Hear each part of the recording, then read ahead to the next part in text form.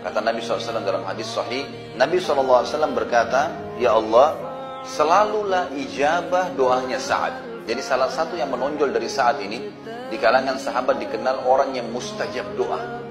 Bahkan para sahabat sangat takut kalau punya masalah dengan Sa'ad, karena apa saja dia bilang, "Ya Allah, lakukan ini," tiba-tiba langsung terjadi. Jadi doanya mustajab, tidak pernah doanya Sa'ad tidak diijabah oleh Allah. Dan ini sebagian ulama mengatakan karena keyakinan Sa'ad yang luar biasa kepada Allah, dan dia sudah masuk Islam dari dia masih muda sehingga amal solehnya cukup banyak. Di antaranya adalah kisah tentang Usama bin Qatadah. Ini ada satu orang dari suku Abs di Irak. Ini kisah sebenarnya nanti setelah Sa'ad bebaskan negeri Persia, kemudian dia dinobatkan menjadi gubernur oleh Umar bin Khattab. Ada orang-orang dari suku Abs namanya, suku yang baru masuk Islam pada saat itu. Kemudian rupanya dia ada rasa jengkel dengan Sa'ad ini, karena Sa'ad ternyata yang menembus wilayah tersebut, tapi dia sudah muslim, bernama Usama bin Qatadah. Dan orang ini diberikan julukan Abu Sa'dah.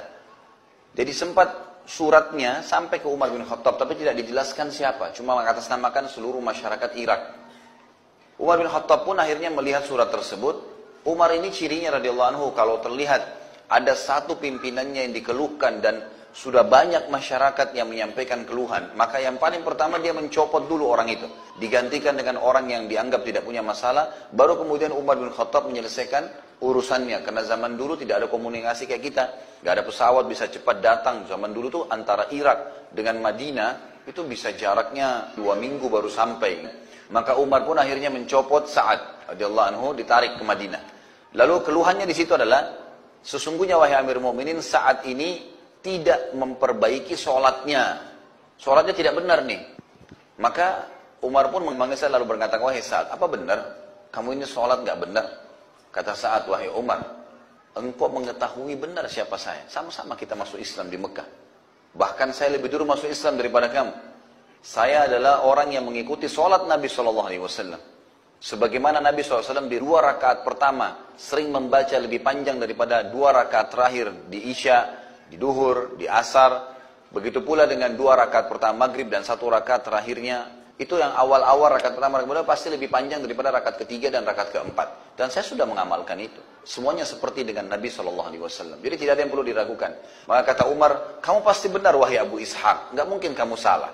Lalu Umar pun mengutus orang-orang untuk mendatangi seluruh wilayah Irak. Waktu itu didatangin. Tidak ada masjid kecuali dilewatin lalu ditanya tentang Sa'ad ini. Sampai akhirnya semua masjid menyebutkan tentang kebaikan Sa'ad. Sampai tiba di masjidnya Bani Abs. Dan kebetulan ternyata ini orang adalah kepala sukunya yang bernama Usama bin Qatadah ini.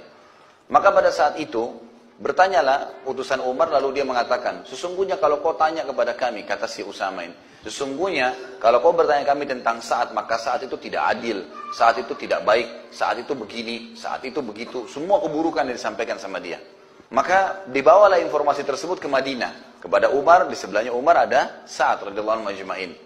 Maka waktu Sa'ad dengar, Sa'ad mengatakan, "Ya Allah, kalau seandainya hambamu ini dusta," hambamu yang di sana, maksudnya si Usama bin Qatadah, dia dusta dan dia hanya sekedar mencari masalah serta akan mengganggu kedudukan muslimin, karena kalau diganti amirnya, pemimpinnya pasti akan kacau, maka aku memohon kepadamu ya Allah agar engkau panjangkan umurnya dan engkau susahkan hidupnya dalam keadaan dia tua, serta masukkan dalam hidupnya segala macam fitnah. Maka beberapa tabi'in mengatakan bahwasanya kami menyaksikan orang itu yang sudah didoakan oleh Sa'ad sampai umurnya sudah sangat tua, mendekati 100 tahun, sampai-sampai saking tuanya keningnya itu sudah turun dan menutupi matanya, belum meninggal juga. Dan orang itu dalam keadaan miskin, meminta-minta makanan di jalanan. Tadinya dia kepala suku, serta kerjanya setiap hari kalau ada perempuan lewat selalu digangguin sama dia dalam kondisi umur begitu, kena fitnah. Maka kami melihat doa Sa'ad kena kepada orang tersebut, dan orang itu sering kali mengucapkan kata-kata, "Saya telah kena doanya Sa'ad, saya telah kena doanya Sa'ad." Ini salah satu riwayat yang menjelaskan tentang doa dia yang mustajab. Pernah juga satu kali Sa'ad radhiyallahu anhu waktu sudah pindah ke Madinah dari Persia, kemudian Umar bin Khattab sempat tawarkan waktu itu, "Apakah kamu mau kembali jadi gubernur di Irak?" Dia bilang, "Tidak. Saya tidak akan pernah kembali ke wilayah yang sudah ada orang menyebarkan fitnah tentang saya. Saya lebih suka dengan Madinah." Maka Umar pun menerima, baiklah, kamu silahkan di sini. Setelah itu, sempat gubernur Madinah yang diangkat oleh Umar bin Khattab, ada seseorang yang bernama Marwan ibn Hakam.